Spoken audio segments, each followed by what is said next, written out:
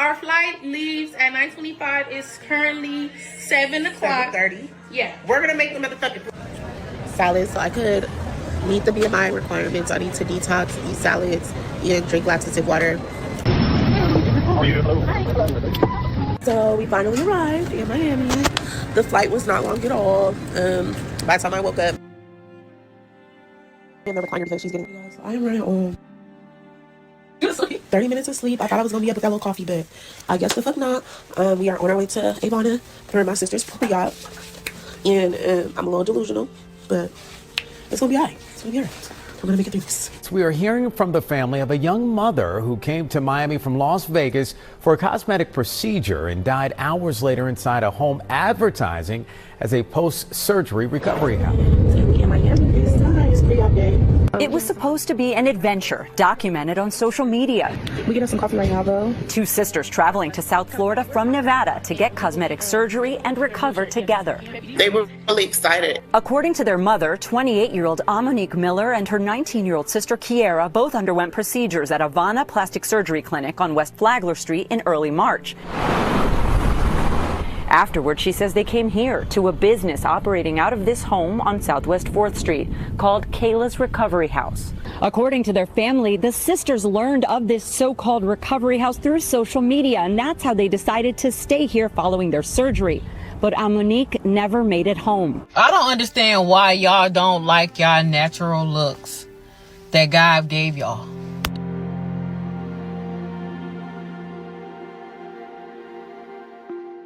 Everybody going out here to get them either plastic surgery, a BBL, or a nose job, or their face done. That's the problem. People try to keep up with other people and they see their fashion and they see their style or the way they look, or they feel like they need to copycat somebody else. I love my natural body. So a girl, her name was Ahmonique, something like that. She had ended up going to get a BBL done, and she did not make it off the table. And it's sad because it's like, she's very pretty, and I don't understand why was she. I mean, some people do have the problems where they feel like they don't look good enough, but the BBL is the most risk cosmetic that they have.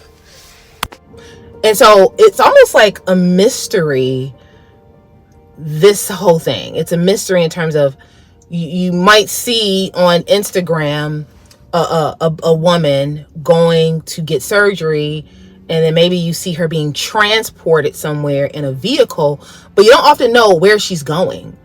And then the next time you see her, she, has her butt cheeks out on Instagram, and it's like, oh, okay, well, clearly that worked out well. And you don't really understand, well, what happened in between. Okay, she got the surgery, she was laying on her stomach in the truck going somewhere. You assume she's going to the airport, but turns out some, not all, some women decided to go and stay at these recovery houses. And, again, I didn't even fully grasp how dangerous this could be until I heard about this story that happened 6 months ago.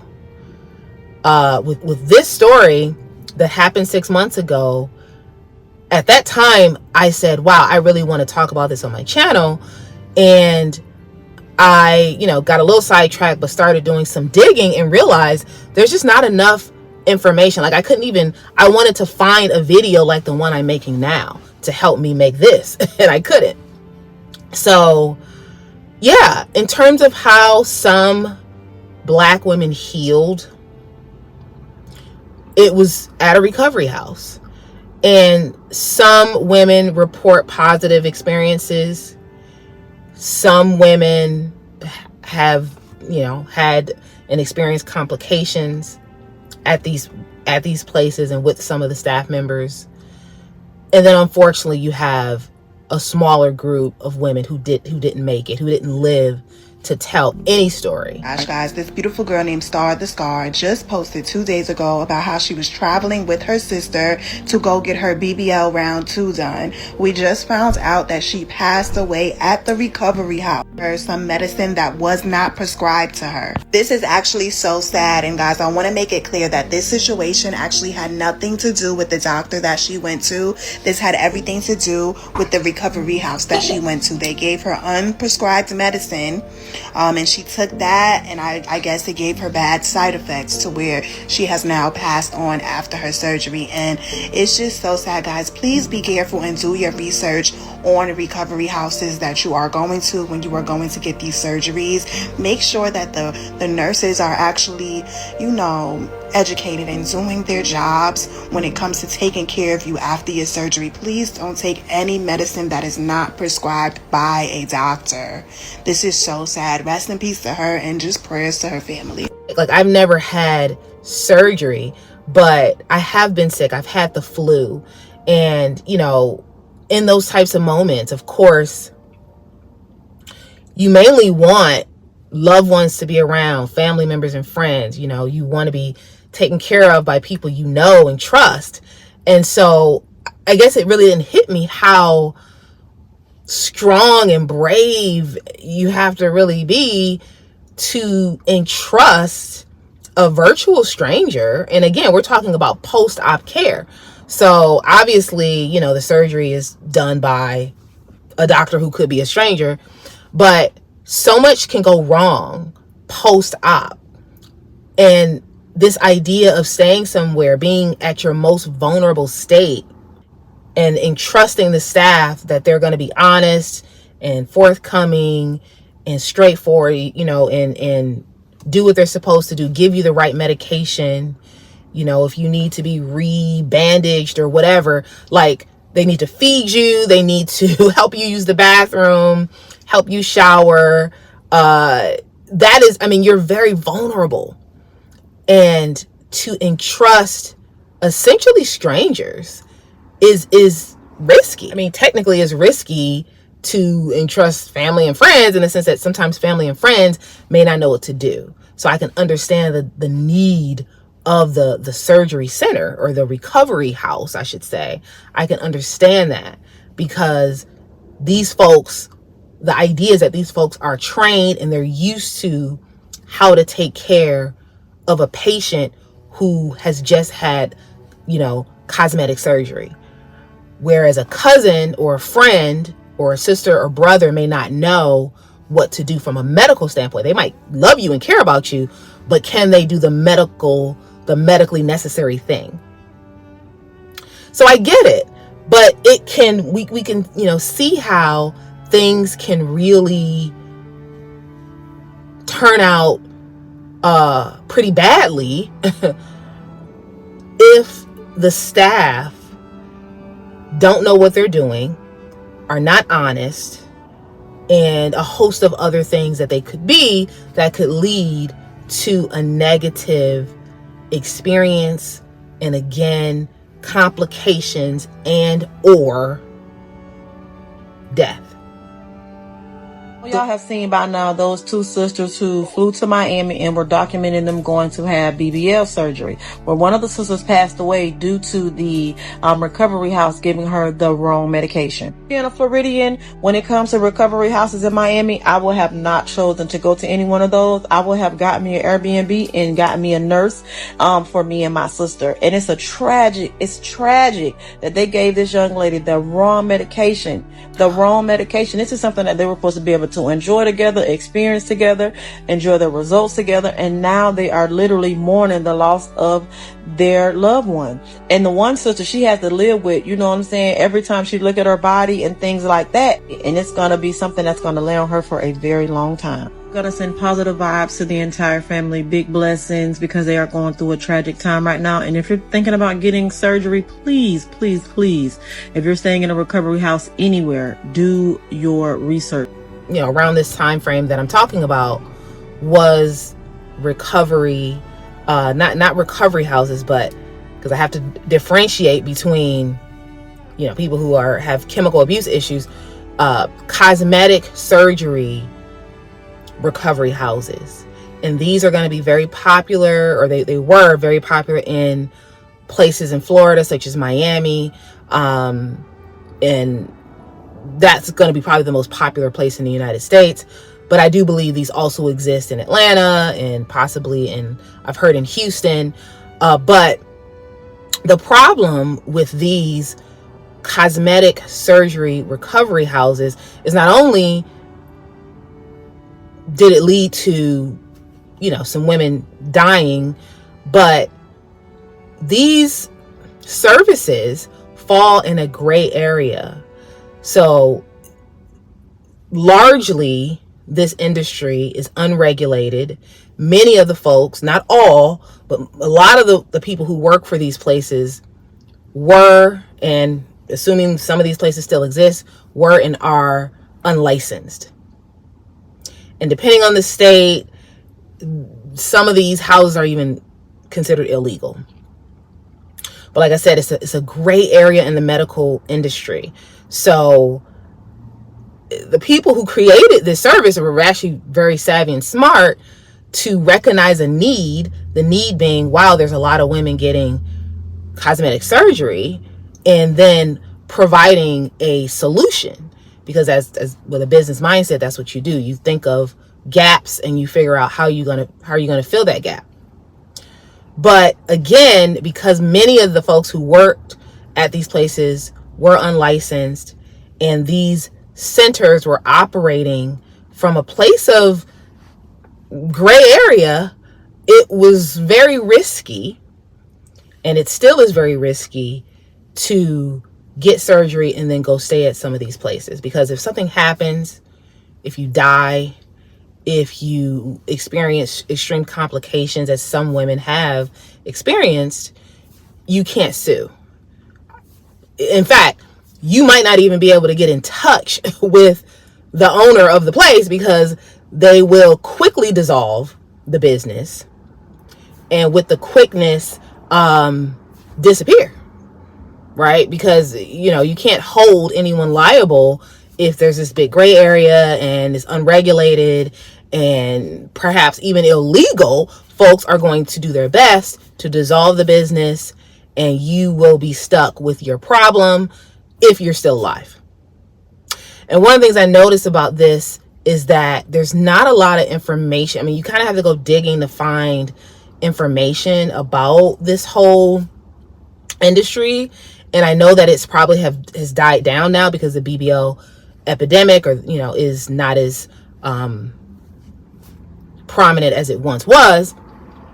But I think this is important. I think this is an important story to capture in terms of how did Black women heal after getting surgery. And obviously this is not just exclusive to getting a BBL. You could stay at one of these surgery centers, and again, I'm more so referring to the ones that are unlicensed and unregulated. If you get a tummy tuck, if you get a implant, if you get a breast lift, whatever type of procedure that you get, my understanding is that you can stay at these places if you can afford it. And what happened is that there have been some documented cases. Now, keep in mind that I do believe that there are and were some undocumented, cases of extreme complications and probably even death. But what I'm showing you in this video are the documented cases in terms of what I could find online, of two Black women who did lose their lives as a result of negligence with the staff at these centers. So this is serious. And again, what I think is so interesting is the way in which this whole staying at a recovery house with unlicensed staff, again, staying at a recovery house that could potentially be illegal, how this whole phenomenon was really not talked about. House that the girl Scar went to, where she passed away after they gave her the medicine that wasn't prescribed. They took down their whole Instagram recovery house or something like that. You cannot find any information on their Instagram, nothing. It's like they're gone. And that's very suspicious, because where did you go? We're getting a lot of backlash and people were asking questions and they couldn't handle the heat, or it's like you did something that you knew you shouldn't do. Please do your research when you're getting a BBL. Do your research when you are, at these recovery houses, because these nurses may not even be real nurses, and they may have medicine to take away the pain, but that medicine may not mix well with you. It may cause, a reaction, or something unfortunate may happen. It's just so sad, because people do these BBLs to get their confidence up, to make them feel better about themselves. And I don't think there's anything wrong with that. But just do your research and just be careful. So I hopefully I did this topic some justice. I did want this to be a part of the Slim Thick series. Please keep in mind that I'm running several series on my channel, so I don't want to confuse you all. But I have so much to create, and I have so much that I've already created that I still need to put out. But yeah, so stay tuned for the covered series, the Curated Legacy podcast, the Invisible Black Woman series. Right now, this is you're watching the Slim Thick series. And this series, I would say, is probably the most popular, and the one that I'm not sure if it's ever going to go away. It might continue. So like, share, and subscribe. Click those links in the description box and get to know what I do with my media business, Curated Legacy Media. I am a YouTube coach and a media consultant. So if you want to get started and grow with your own YouTube channel, if you want to get monetized, please do go to my website and check out my services and reach out to me if you would like some assistance. I have a book about being an invisible Black woman on Amazon. I also have a Black-owned store on Amazon. So please check that out, especially as the holidays approach. You can follow me on Instagram. I do sometimes post over there. And if you would like to become a Black and Invisible channel member, that is a great way to support me and to support this channel, is becoming a Black and Invisible channel member. So you can click the join button if you see that on your screen, or you can go into the description box and click the link there. Another way you can support me is via Cash App. So my Cash App link is always in the description box of every video. My name is Naka. I am your host, and I am here to make the invisible visible about Black women. I highlight the things about Black women that they would not tell you themselves. And as always, stay tuned for more videos.